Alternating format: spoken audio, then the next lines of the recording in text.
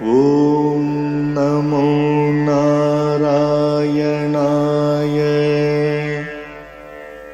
ॐ नमो नारायणाय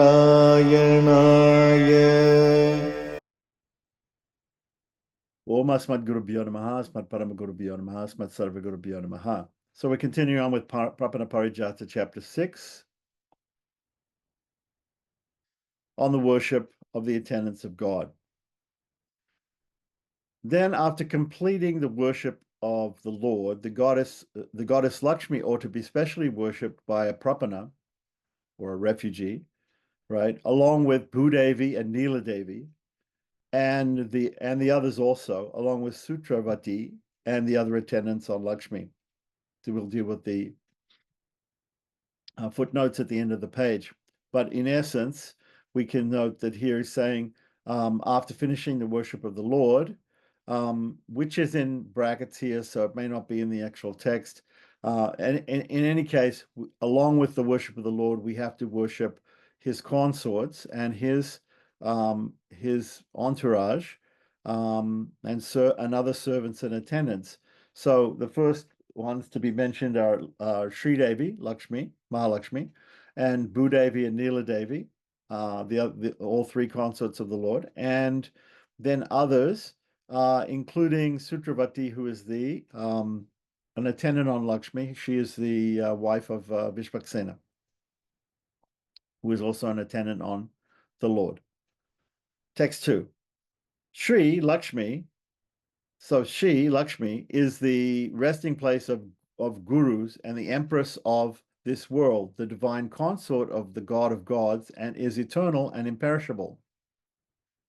Text 3. If the Pancharatra Shastra Vishvaksena Samhita, in the Pancharatra Shastra Vishvaksena Samhita, Vishnu said to the attentive Vishvaksena, "It is very rare to meet one on earth who is a devotee of Lakshmi, of myself, and of you." So in other words, it's rare to meet a person who's a devotee of Lord Sriman Narayana, of Lakshmi, Mahalakshmi, and of Vishvaksena. Text 4. After collecting all the materials for the worship of Hari, right, which is the Upadana section of the 5 parts of the devotee's day, right?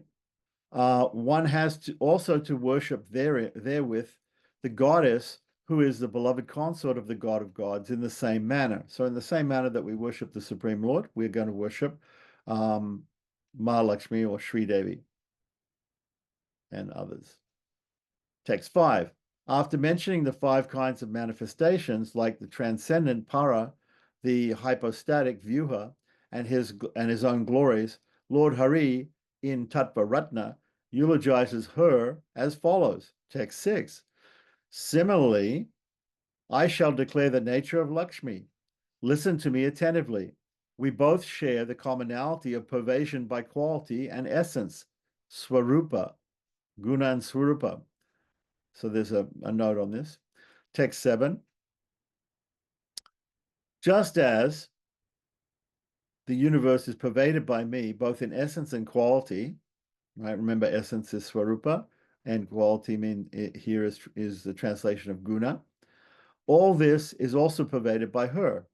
Therefore, she is the disposer and ruler of all. So it's interesting. I haven't heard of this Tattva Ratna, but we should look up and find out where this Tattva Ratna is. Now, here are some of the footnotes. So we have the first footnote, which is to text 1. Lakshmi, who is a personification of compassion, is considered to have many expansions. The 3 most important being, well, Lakshmi, of course, being Bhudevi, who is the personification of the earth and represents the quality of forbearance, and Neela Devi is the Lord's Hladini Shakti. He's using the word Hladini Shakti here, or pleasure potency. Don't you usually see Gaudiya is usually using that term Hladini Shakti. But anyhow, the next footnote, Sutravati is a consort of Vishvaksena, the commander-in-chief of the Lord's entourage. Footnote 54, the term used is Anapayani. So there's this up here, there was a quotation, and I believe the quotation, it may be that verse from um, Vishnu Purana, that says that she also pervades in the same way as the Supreme Lord. And this is used by Wadagalais. We're going to see that there's a difference between the southern school and the northern school of Sri Vaishnavas, and indeed Madhvas also on this aspect of whether Lakshmi um, is all pervasive in terms of her essence as well as guna, as her qualities. The term anapayani, which can be generally mean imperishable or specifically inseparable from the Lord. Text footnote 55. The five manifestations of God, Ishvara, according to the Pancharantra Shastras, are: one, para, the transcendental, supreme, absolute form, from which all others emanate. Two, Vyuha, the four hypostatic emanations, Vasudeva, Sankarsana, Pradyumna, and Aniruddha, which have cosmic functions of protection, preservation, and transformation. Three, Vibhava, incarnations that appear from time to time to rectify and restore harmony and balance to the universe, such as Lord Rama, Lord Krishna, etc. Four, Antaryamin, the form abiding within all living beings as the Paramatman or Super Soul. And five, the Archa Avatar, or the Murti or icon, the deity, the appearance out of condescension and love in icons that are made and consecrated according to Pancharatra rituals. Footnote 56. This teaching on the nature of Lakshmi is a major topic of dispute between the two major factions of the Sri Vaishnavas. Here, the learned Acharya, Vatsavarita Acharya, Nadadhur Ramal, is expounding the Vadagalai view. The Tengalai's counter that she does not have the essential pervasion or Swarupa Vyapti, but only the pervasion of qualities, Guna Vyapti. According to the Vadagalais, Lakshmi is co-equal to Narayana.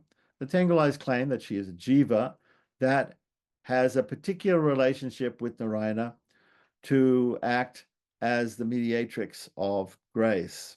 Now, just this question came up recently, and we'll just have a look that this topic is also covered in the commentary on the Bhagavatam in the Veda base by the ISKCON people, by Bhaktivedanta Swami. So in Srimad Bhagavatam 6:19-13, there's a statement here: Mother Lakshmi, who is here, is reservoir of all spiritual qualities, whereas you manifest, you meaning the Supreme Lord, you manifest and enjoy all these qualities. Indeed, you are the actual enjoyer of everything. You live as the super soul of all living entities and the goddess of fortune in the form of their bodies, senses, and minds. She also has a holy name and form, whereas you are the support of all such names and forms and the cause of their manifestation. Okay, so we have to look, maybe we have to look at a different translation to see if this translation is actually accurate, but let's have a look at the purport anyway. In the purport, it says, Madhvacharya, the Acharya of the Tattvavadis, the Madhvacharya is the teacher of the Madhva Sampradaya or Dvaita Sampradaya, who's taught dualism or Dvaita, has described this verse in the following way. Quote, Vishnu is described as Yajna personified, and Mother Lakshmi is described as spiritual activities and the original form of worship. In fact, they represent spiritual activities and the super soul of all yajna or sacrifice. Lord Vishnu is the super soul even of Lakshmi Devi, but no one can be the super soul of Lord Vishnu. In other words, it's not the other way around. For Lord Vishnu himself is the spiritual super soul of everyone. So that's an interesting point here. Lord Vishnu is the super soul of Lakshmi. So he is Paramatma everywhere, as we describe these five forms of God in Pancharatra Shastra: Paravyuha, Vibhava, Antaryaman, and Archa. So as the Antaryaman, he is the Antaryaman of all beings. whereas she is not the Antaryaman of him. According to Madhvacharya, there are two tattvas, or factors. Factors, or what we would say tattva means principles or categories. One is independent and the other is dependent. So the very first, there's a book called Tattva Sankirna by Madhvacharya, which means enumeration of categories, enumeration of the word factor is used here, enumeration of principles or tattvas. So we want to talk about the different tattvas that exist in existence. So the very first delineation of separation between different types of tattvas is one is independent and one is dependent. Obviously, the Supreme Lord is the only one, which is the only person in the category of independent, and the other dependent is all the other things in creation are dependent on the Supreme Lord, because everything is created by the Lord, sustained by the Lord, and controlled by the Lord.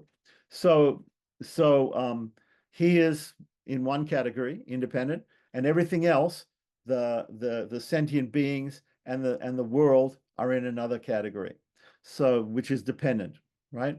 The first tattva here, we're not concerned with with matter. We're not concerned with the universe exactly, but we're more concerned with the sentient beings, the other sentient beings, the other jiva tattvas.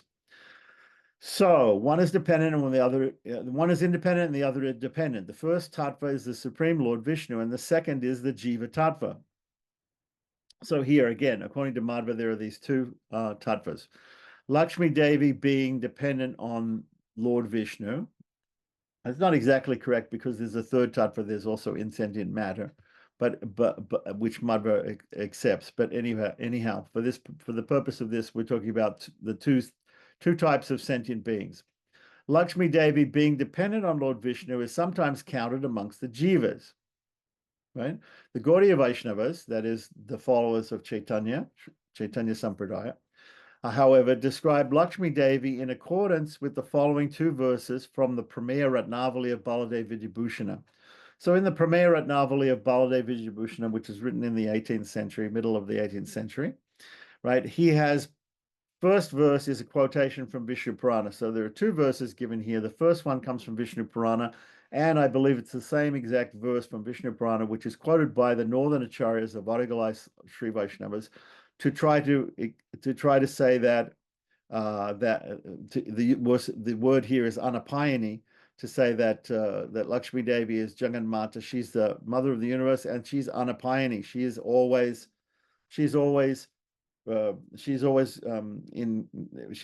with Lord Vishnu. Wherever Lord Vishnu is, she's also there. So the question is, between the southern and the northern acharyas of the Sri Vaishnava Sampradaya, whether she pervades everything just like Vishnu by essence or only by quality, by swarupa or by guna, vyapti. So the first verse of Baladev Vidyabhushana is coming from Vishnu Purana. The second verse is his own verse. So we'll read the translation given here. O best of the Brahmanas, Lakshmi Ji is the constant companion of the Supreme Personality of Godhead, Vishnu, and therefore she's called Anapayani. She is the mother of all creation, right? As Lord Vishnu is all-pervading, his spiritual potency, Mother Lakshmi, is also all-pervading. So that's the translation of the first verse from Vishnu Purana, which is also quoted by the northern acharyas of the Sri Vaishnava Sampradaya, to say that she is all-pervading in the same way that Lord Narayan is all-pervading. That is, in essence, Swarupa, and in qualities, in guna. So Lord Vishnu has three principal potencies: internal, external, and marginal. So this is Baladev Vidyabhushana's verse. Sri Chaitanya Mahaprabhu has accepted Parashakti, or the supreme energy, the spiritual energy of the Lord, as being identical with the Lord.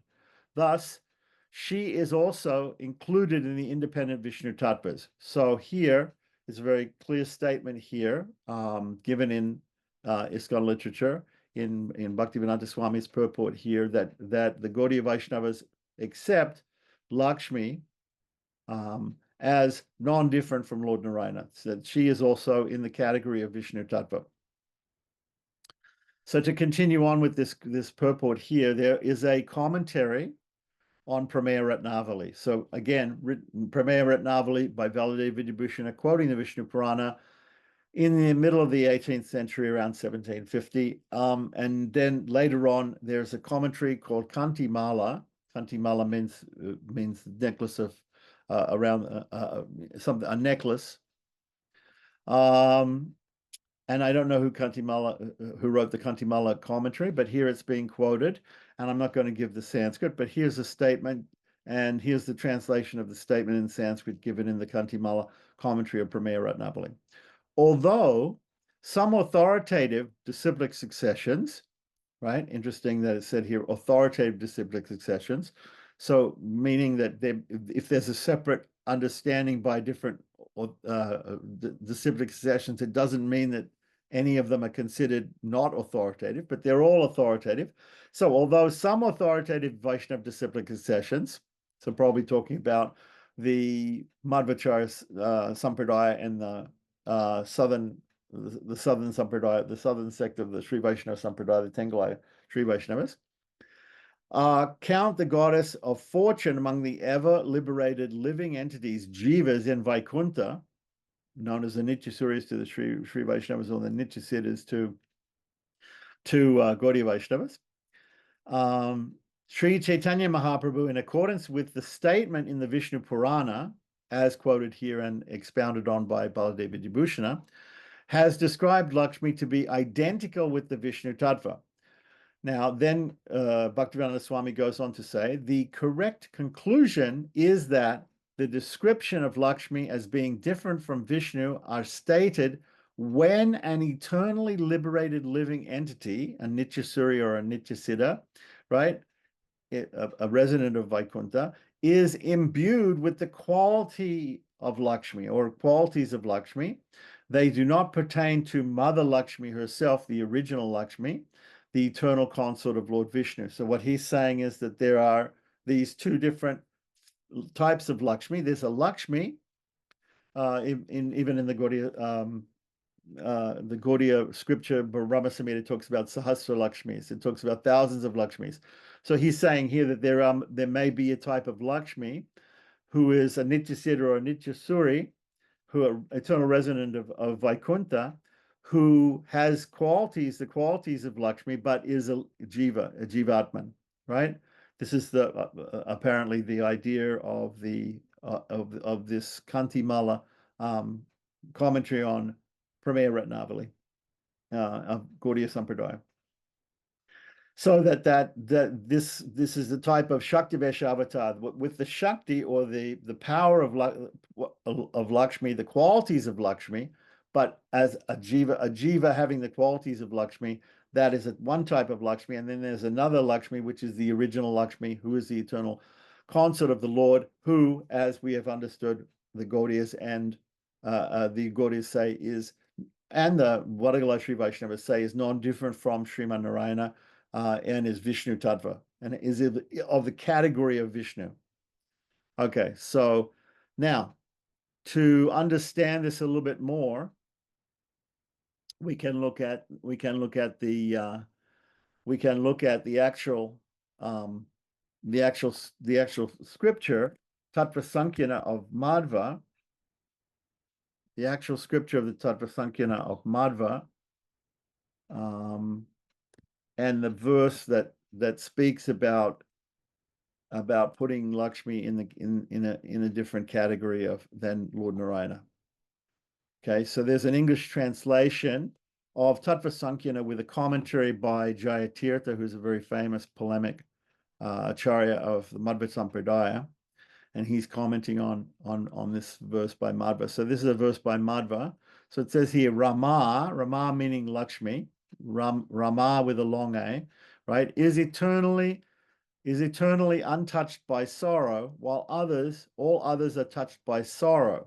So here, after making the first definitive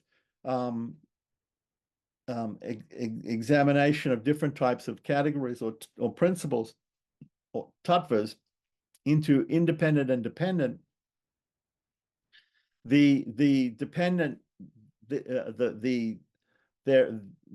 after saying that the only independent is the Supreme Lord, Madhva then says that amongst those who are dependent on the Lord, right, there is one who is different from the others, and that is Lakshmi, and she's different because she's never touched by sorrow.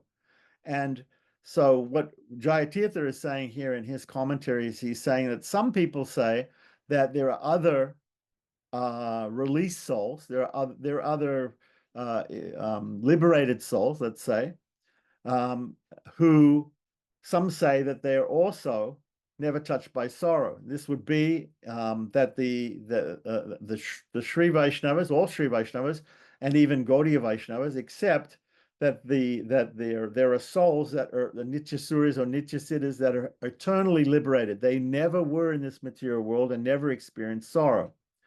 So not just Lakshmi, not just Lakshmi. So here, Madhva is clearly saying that only Lakshmi is in a category by herself, that although she is dependent upon the Supreme Lord, in that case, she's not of the same tattva as Vishnu tattva as him, right? But she's the only one who is not touched by sorrow. All other sentient beings are touched by sorrow. In other words, they have started out in this material world with being covered by ignorance and having so many karmas, unlimited karmas, beginningless karmas, and they have somehow become liberated and gone to Vaikuntha. So this is the idea of in the Madhva Sampradaya, is that there are no eternal liberated sentient beings, that everyone has to make their way to Sri Vaikuntha from a starting place in this material world.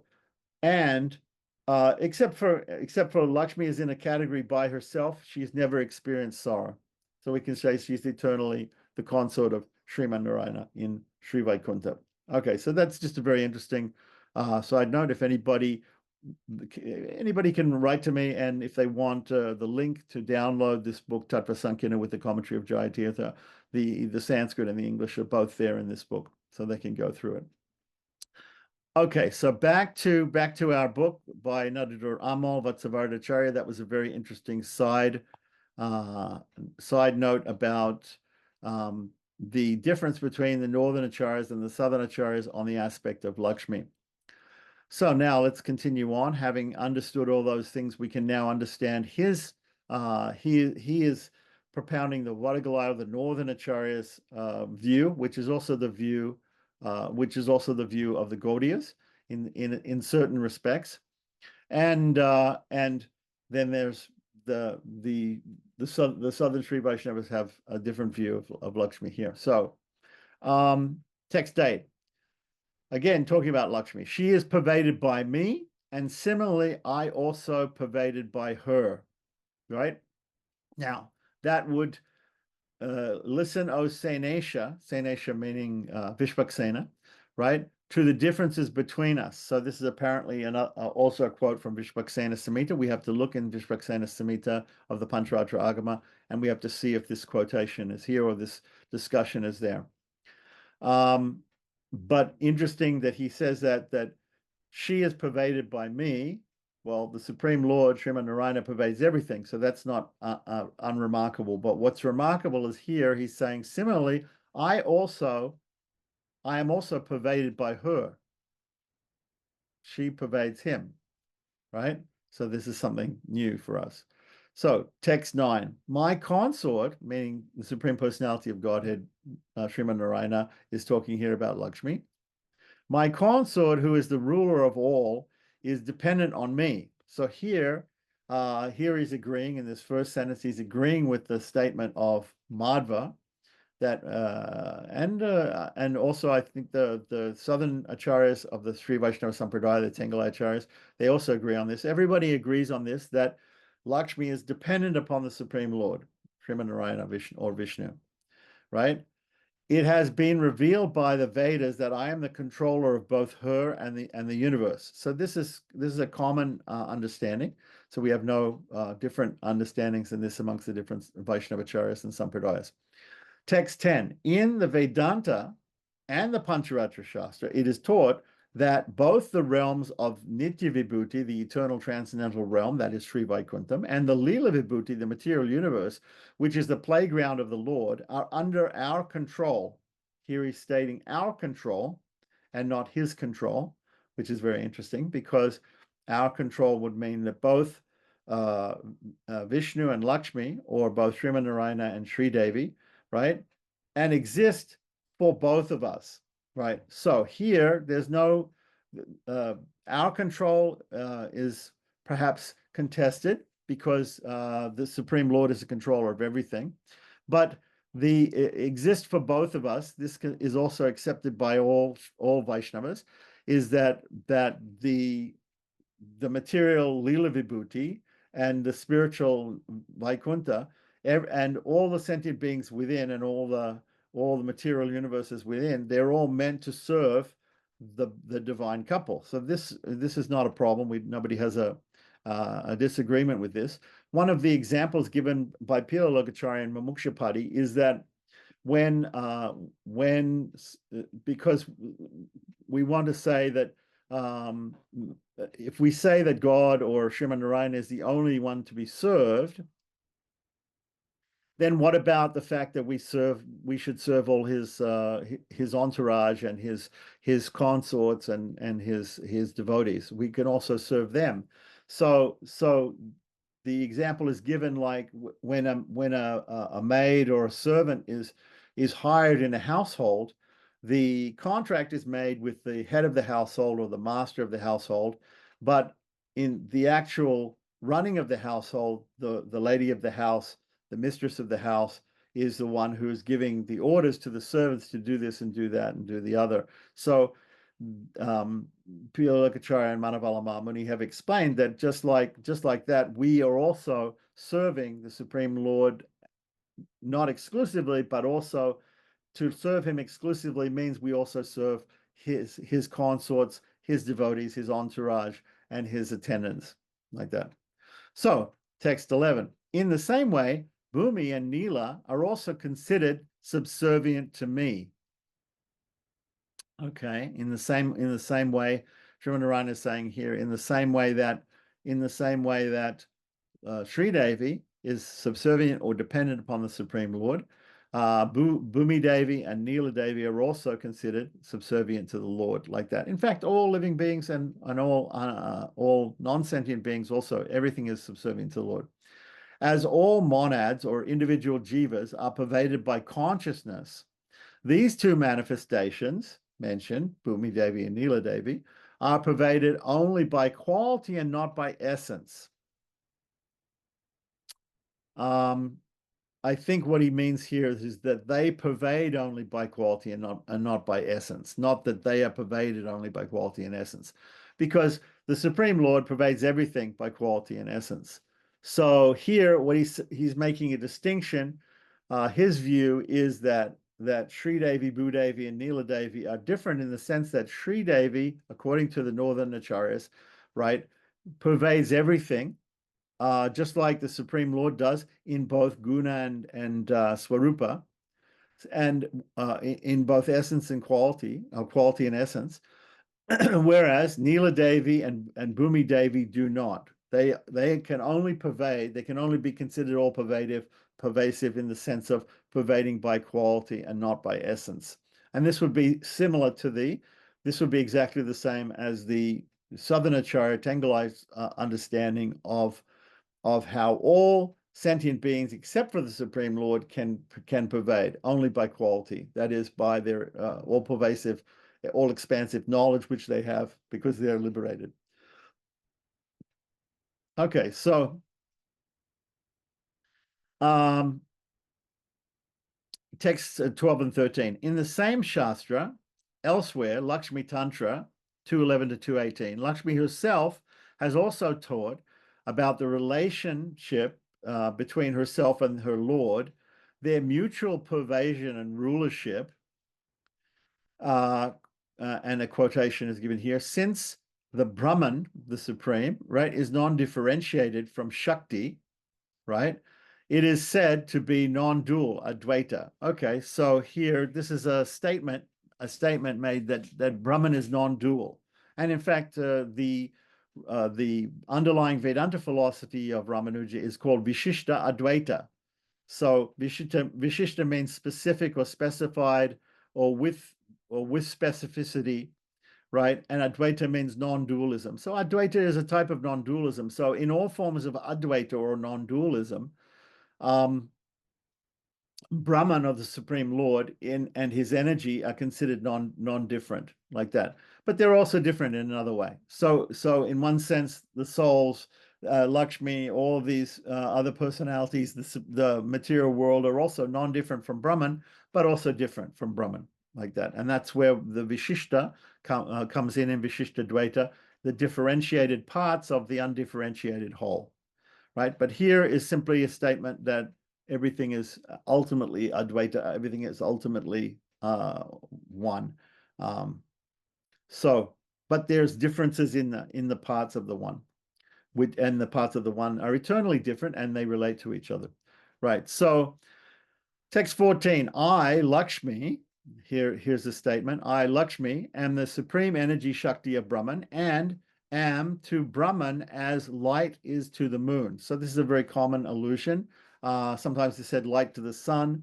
So from the sun we get the sun rays or the sunshine, and from the moon we get the moon rays or the moonshine. I am the. It's interesting that the moon is used here as an analogy and not the sun, because I don't know whether this is just something that I'm understanding here, that the sun is actually the original and the moon is a reflection of the power of the sun. So is it here that Lakshmi is saying, giving the allusion to the moon because she's a reflection of the power of the sun, and she's not the origin of the power of the sun? The sun being the origin, the original, the origin of the light, and it's reflected from the moon, and then the moon is she is and am the light of the moon. It's interesting because she's saying here that she's the power of Brahman, and she compares herself to the light of the moon. But here, of course, in this analogy, the Supreme Brahman is the moon and she's the moonshine. So I am the immortal one who identifies all states of being with her own self, Brahman's notion of self. I am the immortal one who identifies all states of being with her own self, Brahman's notion of self. Okay, so there's some footnotes here which may give us some more information about this.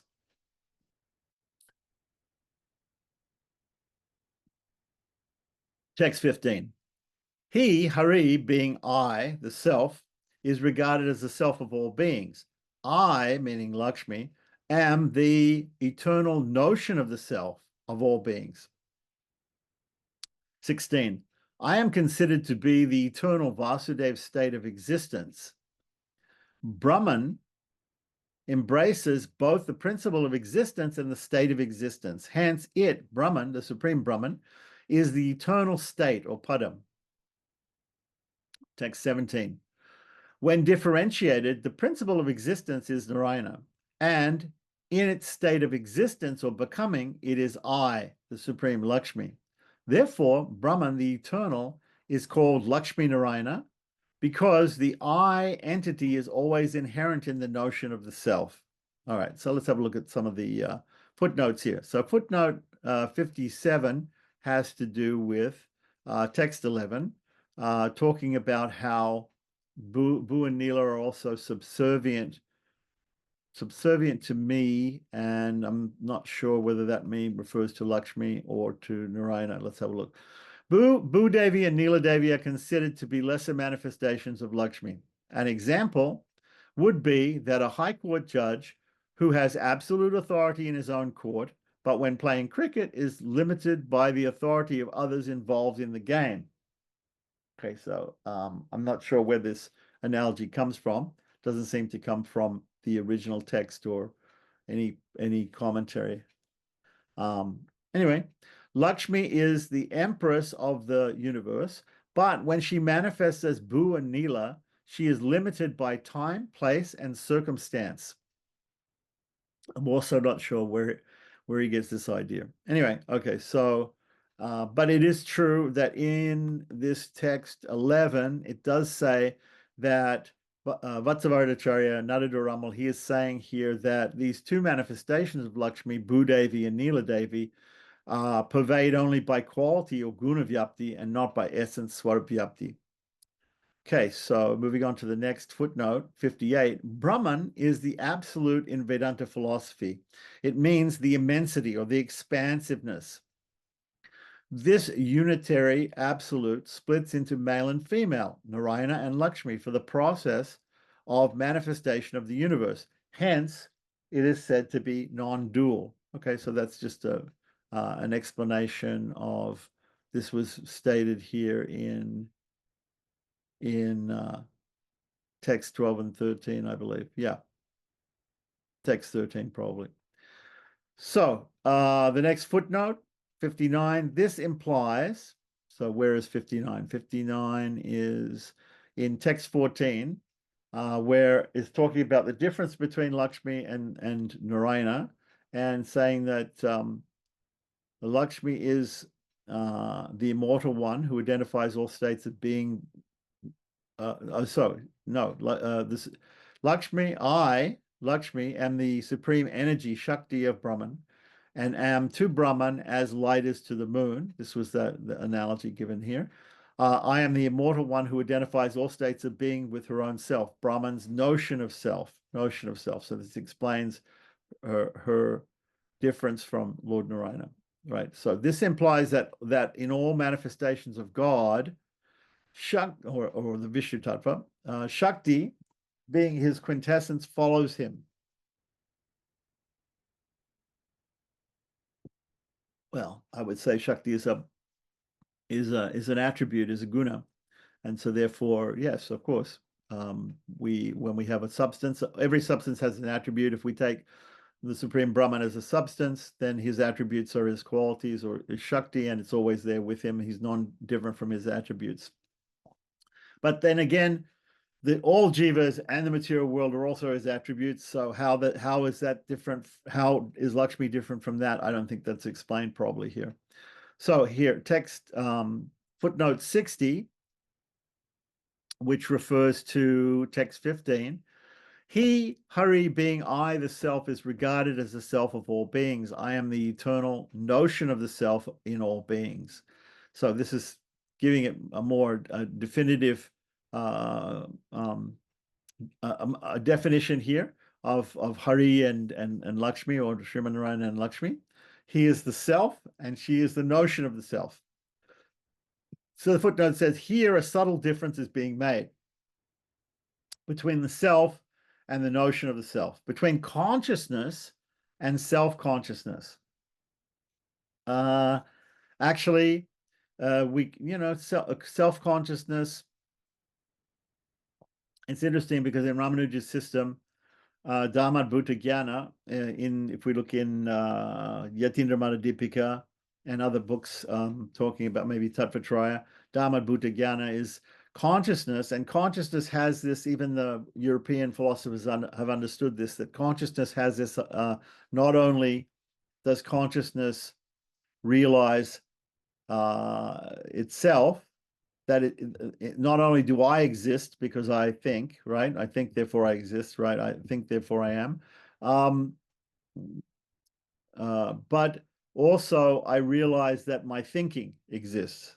So when the Europeans say, I think, therefore I am, and when the Vedanta philosophers say that there's Dhamma Bhuta Jnana, right? There's attributive knowledge, right? This knowledge has the attribute. Knowledge has the attribute of knowing itself also. So here we have knowledge, consciousness. You can say chit, consciousness or knowledge, right? And chit is not only chit. It's not only knows that it exists, but it also has knowing. The knowing exists. So the known and the knowing also exists. The consciousness and the self-consciousness. Brahman is so here they're being compared to the Supreme Person, Srimanarayana, and Lakshmi. The knower, the known, and the knowing. So, or the consciousness and self-consciousness. Brahman is the absolute in which everything is latent and unmanifest. In Lakshmi Narayana, in the Lakshmi Narayana phase, the divinities manifest themselves in their fullest glory as persons. Narayana is consciousness and Shakti is self-consciousness. Narayana is the principle of the self, whereas Lakshmi is the notion of the self. I-ness and I-hood. So I think the way that he's put it in his terms, a little bit more confusing, I would say, than the knowledge and the knower and the knowing, right? The knowing. Okay, moving on to texts 18 and 19. The I entity, right, is always cognized by the source as the source of I-hood. So in other words, the Supreme Sriman Narayana is the source of Lakshmi. For one cannot exist without the other. So the substance and attribute, right? And as such, each is invariably fused with the other. Realize that the relationship between me and the Lord is that of identity. This also seems to be a quotation from Lakshmi Tantra of the Pancharatra Agama. So continuing on, we have text 20 and 21. Sage Parashara, so the commentary here, the quotes here are probably from Vishnu Purana, because Parashara has written Vishnu Purana, right? Who says of her, who is the form of Brahman, but not Brahman, right? She is eternal, the mother of the universe, the imperishable glory of Vishnu, O best of Brahmins. Just as Vishnu is all-pervading, so also is she. This is the quotation from the Vishnu Purana used by the Northern Acharyas in their discussion of this point about all-pervasiveness. Among gods, animals, and humankind, O Maitreya, Bhagavan Hari is the masculine name, and Lakshmi is the feminine name. There is nothing higher than these. Text 23 to 26. I salute that consort of the bestower of boons, Varada Vallabha, who, by being the beloved of God, of her own accord assumes the position of mediatrix for those who are attached to the performance of offensive acts and have for a long time been unworthy, and fosters maternal compassion and such other feelings in her Lord. When the Lord becomes the means, the upaya, for the liberation of the jivas, she activates his knowledge, energy, and other attributes.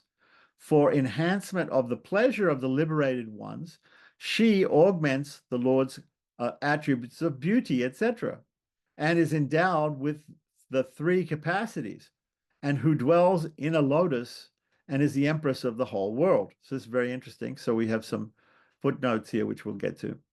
Text 27.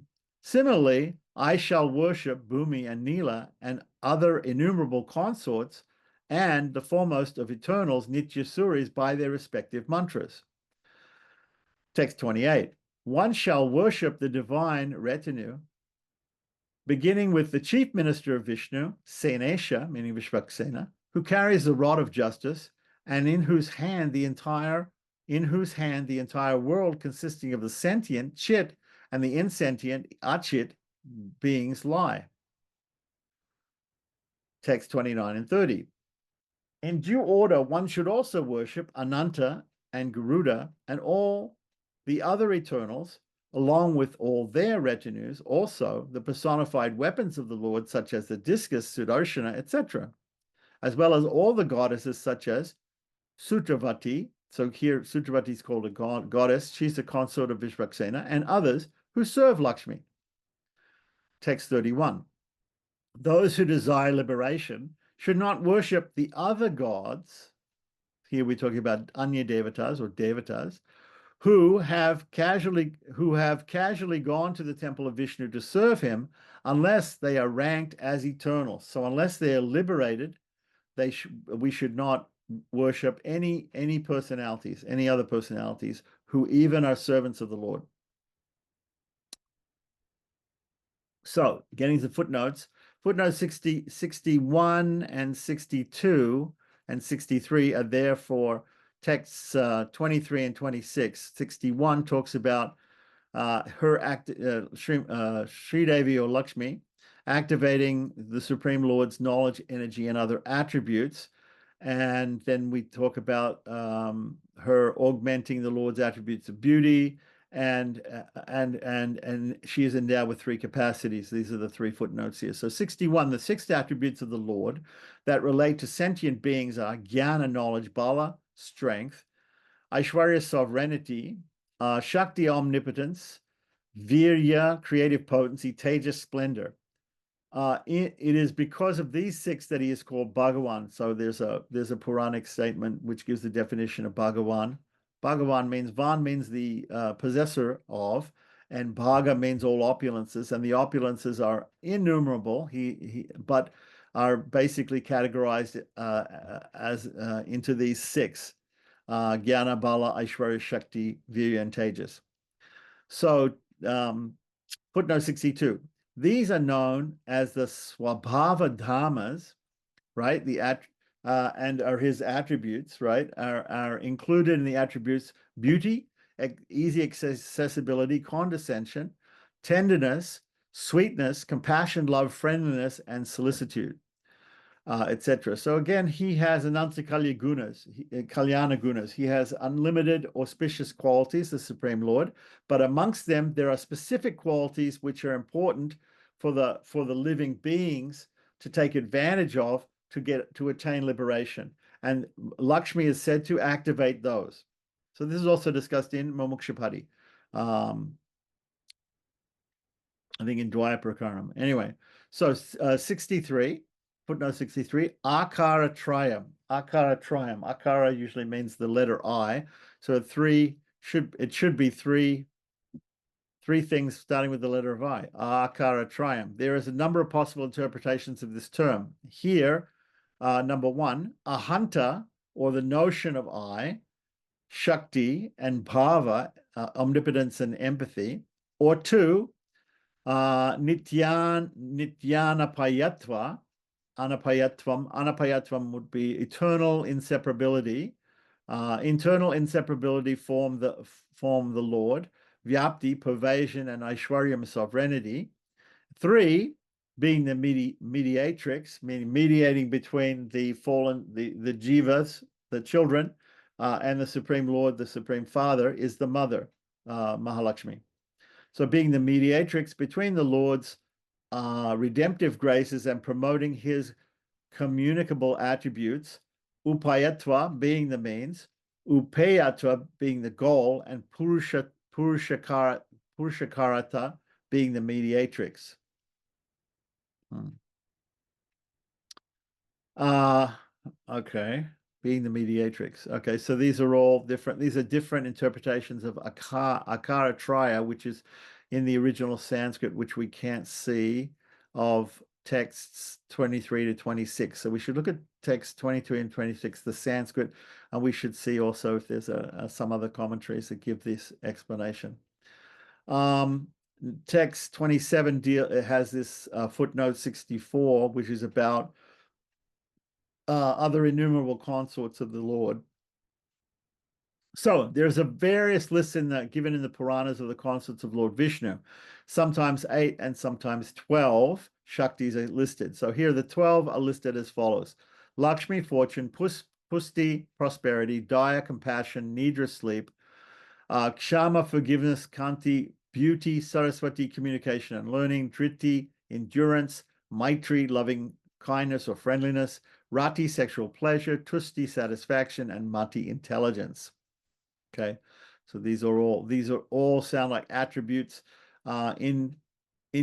This goes together with the idea that that Lakshmi is like the attribute or the qualities. That there's the Supreme Brahman, and then there's his attributes. Okay, so continuing on to text 32 and 33.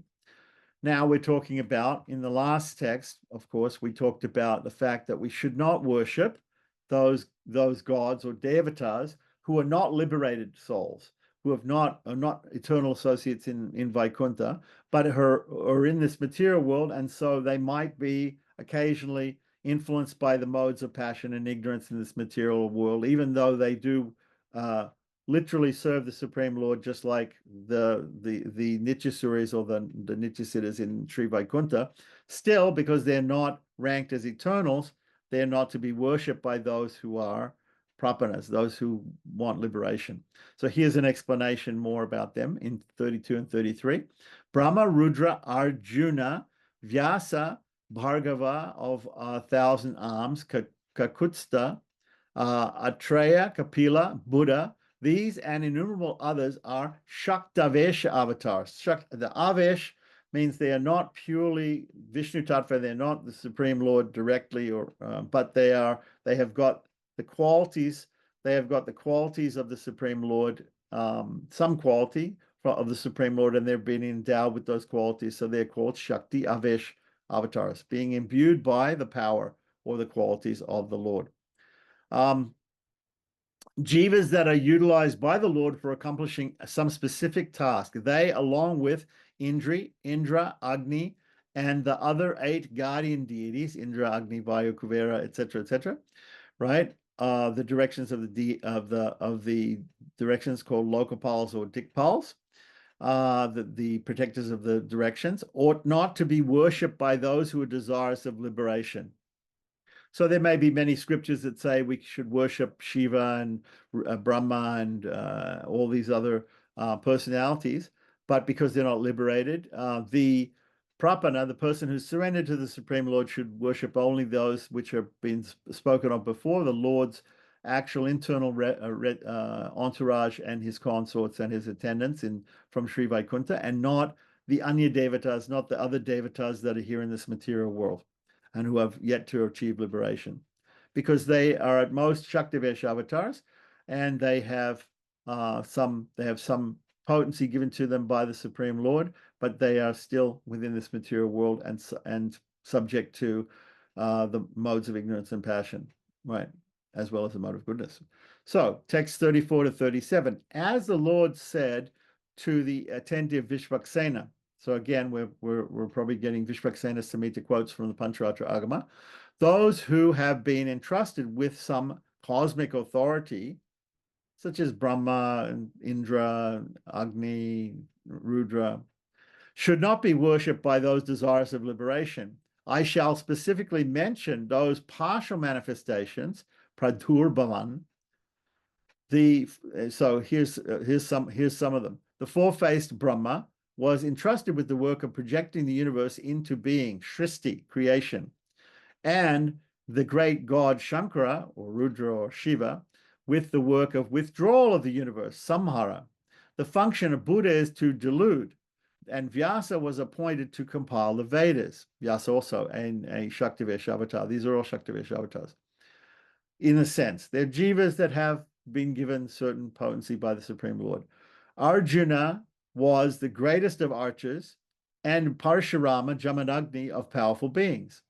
Agni is the foremost of the Vasus, and Vitesha, Kubera, of the 8 directional lords.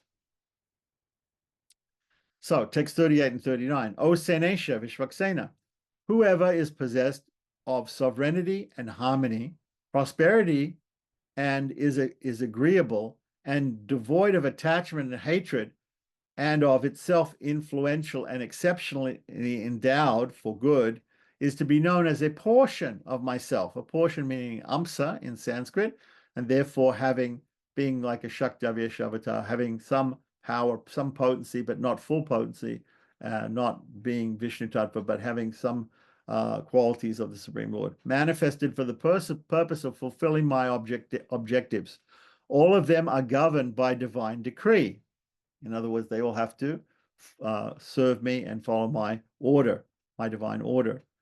They are individual jivas and should not be worshipped by those desirous of liberation. Again, he's reiterating this point that those prapanas who are completely surrendered to the Lord should not worship them. Text 40 and 41. They are merely entered into, O limitless, glorious one, by my spirit on purpose, and they are all unworthy of worship because they indeed partake of the nature of jivas and are possessed of egotism. So because they have ego, they should not be worshipped. They have this false ego. Text 41 to 43. Those manifestations who, on account of being largely parts of my spirit and are important, who have not given up their own true essence, and who are divine and have non-material bodies, who have arisen like one light from another for the protection of the world. Those, O Senesha, are indeed worthy of worship to cross the ocean of samsara. So here we have those manifestations who, on account of being largely parts of my spirit, having a lot of my qualities and energies invested in them, are important, who have not given up their own true essence, and who are divine and have non-material bodies, who have arisen like one light from another for the protection of the world. Those, O Senesha, are indeed worthy of worship in order to cross the ocean of samsara. I'm not sure who's referring to here, maybe to some avatars. Interesting. Or maybe to avatars and acharyas, I'm not sure. So 44 to 46. As Bhagavan Vyasa has said to Parashara, his father, right, in the Mahabharata, Shanti Parvan 350, O tiger amongst men, Brahma and Shiva and all other devatas should not be served, as their rewards are limited. Other deities are not proper objects of resort for the sages. All of them are impure, for the devas and other celestial beings are born from karma. And this is from Vishnu Purana 6.777. So it seems like there's two slokas here, or 44, 45, and 46. So maybe 46 is coming from Vishnu Purana and 44 and 45 coming from Mahabharata. We'd have to look that up. So dealing with the footnotes, footnote 65 has to do with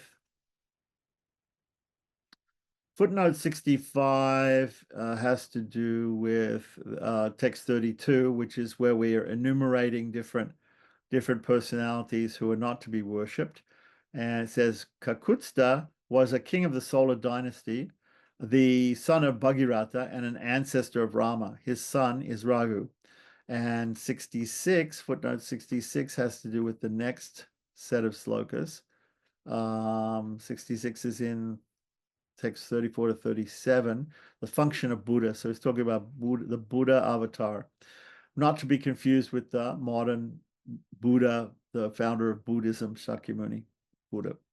According to, because this Buddha in the scriptures was said to be born in a different place than him. So according to the Vaishnavas, the Buddha incarnation was taken in order to delude the demons and cause them to reject the Vedas. The function of Shankaracharya was to reestablish the Vedas, and subsequent Vaishnavacharyas to reestablish theism. Om Namo